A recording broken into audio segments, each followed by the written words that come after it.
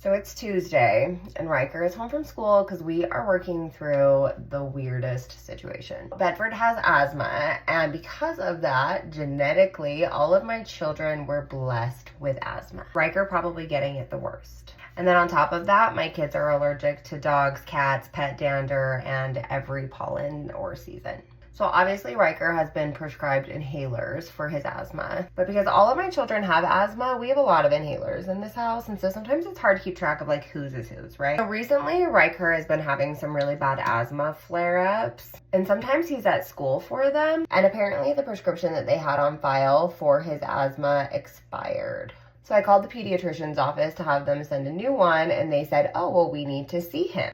And I said, okay, that's fine. I'll go ahead and bring him in. Only to find out that we are on Marketplace Insurance because we are self-employed. And for whatever reason, our children were covered, and then they took our children off of our plan to see if they would qualify for CHIP. And then they didn't qualify for CHIP. And then they didn't just put them back on our plan. They told us that we needed to reapply. So we had to reapply, and we won't have insurance until May 1st, which is Thursday. So in the meantime, the school has been saying that he's not allowed to use an inhaler at school because he technically doesn't have a prescription for it. And the doctor's office is saying that we obviously need to come in and have him seen to have his prescription updated. He's been incredibly stressed out about going to school because honesty for Riker is like top priority. Even when I tell him, like, just say you're going to the bathroom and then take your inhaler with you and use your inhaler, that's a no-go for him. It's because he feels like he's being dishonest, which doesn't sit right with him, which is a good thing, but in this situation, it's like kind of to his detriment, you know? So on days like today, the asthma is just out of control, and he's having a really hard time getting it under control. He starts to make himself really anxious because if he needs his inhaler, what is he gonna do? And honestly, I don't blame him. And so he's just staying home from school today.